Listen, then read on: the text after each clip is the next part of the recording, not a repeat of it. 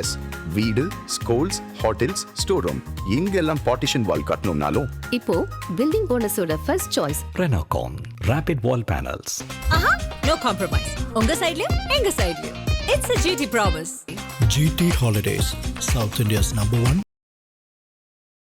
கண்டிப்பாக இந்த மாதிரி ஒரு தருணத்துக்காக தமிழ்நாடே வெயிட்டிங் பண்ணிக்கிட்டு இருந்தது. அதை இன்றைக்கி மக்களாகிய தலைவர் அவர் தான் இனிமேல் மக்கள், நாங்கள் தான் மன்னர்கள் அப்படின்னு சொல்லியிருக்கிறாரு. கண்டிப்பாக சரித்திரம் மாறுதுங்க, எல்லாம் சரியாக போச்சுதுங்கன்னு சொன்ன மாதிரி புரட்சி தலைவரின் பொன்னான அந்த வழி நடத்தி காமராஜர் ஐயாவோட ஆட்சியாகவும் புரட்சி தலைவர் பொன்மனச்செம்மல் நிரந்தர முதல்வராக இருந்தது மாதிரி கண்டிப்பாக நிரந்தர முதல்வராக அண்ணன் தளபதி அவர்கள் இருப்பார். அதில் எந்த வித ஐயமும் இல்லை. அதுபோக கண்டிப்பாக இன்றைக்கி ஒரு 200 யூனிட்டு, அது முக்கியமான நமக்கு ஒரு நிகழ்வு, அந்த இதை சைன் பண்ணியிருக்கிறாரு. அதுபோக கண்டிப்பாக ஐஎம்பியில் நம்ம வாங்கின நாட்டு மேலே உள்ள கடனை கண்டிப்பாக 10 லட்சம் கோடி இருக்குது. நான் நினச்சிக்கிட்டு இருந்தேன், அண்ணன் சொன்னார் அந்த கோடியை நம்ம அடைச்சி கொடுக்கணும் அப்படின்றதில் அவர் முனைப்போடு இருக்கிறாரு. ஏன்னா தமிழன் படத்தில் அவரோட கான்செப்டே அந்த படத்தில் இந்த ஒரு விஷயந்தான் இருக்கும், நம்ம ஒவ்வொருத்தர் மேலேயும் 4000 ரூபா கடன் இருக்குது அப்படின்னு சொல்லுவார். அதே மாதிரி இன்றைக்கி நாட்டு மேலேயே 10 லட்சம் கோடி கடன் இருக்குது. அதையெல்லாம் அவர் அடித்து தூள் கிளப்பி கண்டிப்பாக தனி ஒருத்தன் வெடித்து வரான், தடையெல்லாம் உடச்சி வரான் தளபதி அப்படின்ற மாதிரி கண்டிப்பாக தளபதிக்கு இந்த தமிழ்நாடு மக்கள் கொடுத்த இந்த மிகப்பெரிய வாய்ப்பு, தமிழக முதல்வராக இருக்கக்கூடிய தமிழனாக இருக்கக்கூடிய அண்ணன் மக்களை வழிநடத்தி செல்வார். கண்டிப்பாக சரித்திரம் மாறுதுங்க, எல்லாம் சரியாக போச்சுதுங்க. நன்றி. ரொம்ப சந்தோஷம் அப்பா, எங்களுக்கு இது விட பெரிய சந்தோஷம் எங்களுக்கு எதுவுமே கிடையாது ஐயா. மக்கள் கோசம் அவர் இறங்கி வந்தார். எவ்வளோ தடைகள், எவ்வளோ போராட்டங்கள், எவ்வளோ கண்ணீர், எவ்வளோ வலி வேதனையும் அவர் இன்றைக்கி முதலமைச்சராக உட்கார்ந்து இருக்கிறதுக்கு ரொம்ப சந்தோஷம். நமக்காக வந்துக்கிறாருப்பா, மக்களுக்காக வந்துக்கிறாரு. அவர் பேக்ரவுண்டுக்கோ படையோ சொத்தோ கும்பலோ அவர்கிட்ட கிடையாது, மக்களுக்காக இறங்கி இருக்கிறாரு. ஆனால் இன்னைக்கு கல்லாலாம் ₹1 கிடையாது. படிப்பறிவு இல்லாதவங்களுக்கு கூட அந்த நாணயம் இருக்குது. ஏன்னா நம்ம தலைமையிலேயே எத்தனையோ கோடிகள் கடன் இருக்கான். எனக்கு அம்மாவுக்கு சொல்ல தெரியல. ஆனால் எந்த முதலமைச்சரும் இவ்வளோ வெளிப்படையாக சொல்ல மாட்டாங்க, கடன் இருக்குது, கல்லா காலி. ஆனால் மக்களுக்கு செய்யறதுக்கு இப்போ ₹100 கொடுத்து நம்ம அரிசி வாங்குகிறோம். அந்த ₹100 இருந்தால் தான் வாங்க முடியும். அந்த ₹100 இல்லைன்னா வாங்க முடியாது. அதனுடைய உழைப்பு அதில் எடுத்துன்னு வந்தால் தான் அந்த ₹100 கொண்டு வந்தால் தான் அந்த அரிசி வாங்க முடியும். அந்தமாரி தான் இப்போ தளபதி இறங்கி இருக்கிறாரு. அவர்கிட்ட ₹1 இல்லை கல்லால். ஆனால் இருந்தாலும் நம்ம மக்கள்கிட்ட அவகாசம் உண்மையை சொல்லி கேட்டிருக்கிறாரு. அந்த அவகாசத்தை மக்கள் கொஞ்சம் பொறுமையாக இருந்து செயல்பட்டால் ரொம்ப சந்தோஷம். ஆனால் அவர் செய்கிறேன்னு சொல்லிக்கிறாரு. உண்மையிலங்க நான் சொல்கிறேன், என் புள்ள தான் ரொம்ப வலி வேதனையில் அவர் முதலமைச்சராக வந்ததுக்கு ரொம்ப நன்றி அப்பா. மக்களுக்காக வந்துக்கிறாரு. அவர் நல்லா செய்யணும்னு தான். மற்றவங்கள மாரி ஊழலோ சுருட்டுறதுக்கோ சொத்து சேர்க்கறதுக்கோ கோடியை ஏமாத்துறதுக்கோ அவர் வரல. நல்ல படிப்பறிவு இல்லாதவங்களுக்கு கூட இந்த நாணம் இருக்கும் இல்லையா? அம்மாவுக்கு படிப்பறிவு இல்லை. அந்த ஒரு தம்பி இறங்கி செய்கிறாரு, மக்களுக்கோசம் நான் வந்துக்கிறேன்றப்போ அவருக்கு பொறுத்து இருந்து நம்ம செயல்படுவோம்ப்பா. முதலமைச்சராக வந்ததுக்கு ரொம்ப நன்றி, ரொம்ப சந்தோஷம் அப்பா. 3 கையெழுத்து போட்டிருக்கிறாங்க. மக்கள் முன்னாடியே போடணும்ட்டு மின்சாரத்துக்கும் மகளிர் பாதுகாப்புக்கும் போதை ஒழிப்புக்கும் ஒரு 3 கையெழுத்து போட்டிருக்காங்க. எப்படி இருந்துச்சு? எங்களுக்கு ரொம்ப சந்தோஷமாக இருந்தது. எங்கள் மக்கள் முன்னாடி எங்களோட கையெழுத்து போட்டார். ரொம்ப சந்தோஷம். போதை, இந்த தேவையில்லாத கெட்ட பழக்கங்கள் இல்லாமல் இருந்தால் எங்கள் குடும்பம் ரொம்ப சந்தோஷமாக இருக்கும். அதுவே எங்களுக்கு ரொம்ப போதையை எடுத்துட்டாலுமே பெண்களுக்கு ஃப்ரீ ஆகிடுவோம்பா. இந்த போதையால் தான் பெண்கள் பயப்படுற ஸ்டேஜ் இருக்குது. இந்த போதையை அவர் அடியோடு ஒழிச்சிட்டாருனாக்கா பெண்களுக்கு நல்ல ஃப்ரீடமாக இருக்கும், பயம் இல்லாமல் இருக்கலாம். ஓகேப்பா, நன்றி. அந்த குரல் உள்ள கேட்கும் ரொம்ப ரொம்ப சந்தோஷமா இருந்துச்சு. ரொம்ப சந்தோஷமா ரொம்ப ரொம்ப ரொம்ப சந்தோஷமா இருந்துச்சு. உங்கள் மகன், உங்கள் வீட்டு அண்ணன், உங்க தம்பி அப்படின்னு சொல்லி தான் உரையே ஆரம்பிச்சிருக்கிறாங்க. ரொம்ப சந்தோஷம் கிடையாது. ரொம்ப எங்களுக்கு ரொம்ப ஹாப்பியாக இருந்தது.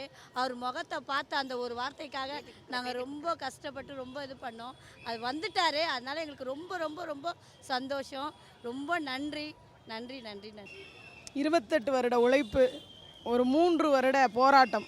ஜோசப் விஜய் எனும் நான், அந்த ஒரு வார்த்தையை அந்த மனுஷன் வாயிலிருந்து வர வைக்கிறதுக்காக என்ன மாதிரி மாநில நிர்வாகிகளும் சரி மாவட்ட நிர்வாகிகளும் சரி எல்லாருமே அளவுக்கு அதிகமாக போராடினோம். இந்த ஒரு நிமிஷத்துக்காக காத்திருந்தோம். ரொம்ப சந்தோஷமாக இருக்குது. தமிழ்நாட்டின் தலையெழுத்து இனி மாறும் அப்படின்னு நம்புகிறோம். 3 கையெழுத்து அந்த மேடையில் வச்சே போட்டிருக்கிறாங்க. அது எப்படி மக்கள் முன்னாடியே அதை நிரூபிச்சிருக்கிறாரு, எப்படி பார்க்கலாம்?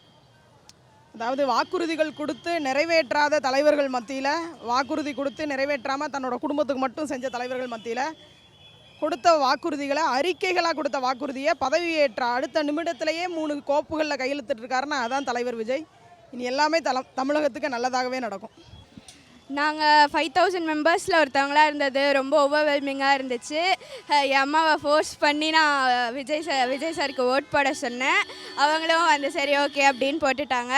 ஸோ வந்து எப்படியோ எங்களுக்கும் பாஸ் கிடச்சிருச்சு. ஸோ உள்ளே போயிட்டு எல்லாருக்கும் நடுவில் எல்லா டிவிக்கேன்னு கற்றுனது, அண்ட் தென் நிறைய வீடியோஸ் எடுத்தோம், ஃபோட்டோஸ் எடுத்தோம். ரொம்ப ஓவர்வெல்மிங்காக இருந்துச்சு. பார்த்தீங்களா எப்படி இருந்துச்சு அவங்க? விஜய் சாரை வந்து செகண்ட் டைம் பார்க்குறேன். அவரோட லாஸ்ட்டாக அவர் பண்ண இதுக்கு போயிருந்தோம், நாங்கள் அங்கே பார்த்தோம். இது செகண்ட் டைம் பார்க்குறேன். ஸோ வந்து செகண்ட் டைம் திரும்ப பார்க்குறதால ரொம்ப சந்தோஷமாக இருந்துச்சு. ரொம்பவே கூஸ் பம்ஸாக இருந்தது சார். நான் ரொம்ப நாள் கனவு அவரை பார்க்கணுன்னு. இன்றைக்கி சிஎம்மாக பார்த்ததில் நானும் ரொம்ப பெருமைப்படுறேன். அவரும் கண்டிப்பாக பெருமைப்பட்டிருப்பாரு, நல்லா பண்ணுவார் சார். பதவியேற்ற அடுத்த நொடியே 3 கையெழுத்து போட்டிருக்காரு. அது சார் கண்டிப்பாக அது மக்களுக்கு நல்ல யூஸ் ஆகிற இதுதான் கொடுத்துருக்காரு சார். 200 யூனிட் ஃப்ரீன்றது கண்டிப்பாக ஒவ்வொரு குடும்பத்துக்குமே அது கண்டிப்பாக யூஸ் ஆகும். அதுவும் இல்லாமல் மாதம் 2500 ரூபாய் கொடுத்துறதும் கண்டிப்பாக யூஸ் ஆகும் சார். கண்டிப்பாக அவர் எல்லாத்தையுமே நல்லா பண்ணுவார். நான் இது ரொம்ப ஷாக்கிங்காக இருக்குது. இந்த மாதிரி ஒரு மூமெண்ட்டு வரும்னு நான் எதிர்பார்க்கல. ஆனால் வந்துட்டார் விஜய் சார். வந்து முதலமைச்சராக வரணுன்னு தான் எல்லாரோடைய ஆசையும் இருந்தது. ஆனால் இதுக்காக எவ்வளோ போராட்டம், எவ்வளோ தடங்கள் வந்து ஜெயிச்சு முதலமைச்சராக வந்து உட்காந்துட்டாரு. அந்த சந்தோஷத்தை என்னால் தாங்கவே முடியல. எனக்கு வீட்டில் ஒருத்தவங்க அது மாதிரி இருந்தால் கூட அந்த சந்தோஷம். அவருக்கு டைம் கொடுங்க, கொஞ்சம் இருங்க. அதனால் வந்து இப்போ வந்து மக்கள் வந்து தமிழ்நாடு முழுவதும் இப்போ வந்து விஜய் சாருக்கு தான் வந்து ஆதரவு கொடுக்குறாங்க. எனக்கு வந்து இப்போ போதைப் பொருளை வந்து ஒழிக்க போகிறாருன்றது தான் முதல் சந்தோஷமே. இந்த 2500 ரூபா கொடுக்குறது, இலவசம் கொடுக்குறது, அதெல்லாம் எங்களுக்கு பெருசே இல்லை. ஆனால் அவர் வந்து போதைப் பொருளை, அதனால் வந்து ஆண்கள் எவ்வளோ பேர் வந்து இளைஞர்கள் அழிஞ்சு போகிறாங்க. கஞ்சா வருது. அதுக்கப்புறம் வந்து இதெல்லாம் ஒழிக்க போகிறாரு. அப்புறம் அந்த நிறைய விதவைகள் இருக்காங்க, ஒயின் ஷாப்பும் வந்து இதெல்லாம் வந்து தடுத்துட்டாக்கா வந்து நாடு வந்து ரொம்ப நல்லா முன்னேறும். அதுக்கு வந்து விஜய் சார் தான் வந்தால் அது கரெக்டாக நேர்மையான அரசியல் வரும் அப்படின்னு நான் மனசில் நினச்சிட்டே இருந்தேன். அது ப்ரேயரும் பண்ணிகிட்டே இருந்தேன். கண்டிப்பாக அது இன்றைக்கி நடந்துச்சு. இந்த நாளை வந்து நான் என்னோடய லைஃப்பில் வந்து மறக்க முடியாத தருணம் இது. இன்றைக்கி வந்து உலகமே வந்து உற்று நோக்கிட்டு இருக்கு நம்ம தளபதியுடைய இந்த சிஎம் பொறுப்பேற்கிறத.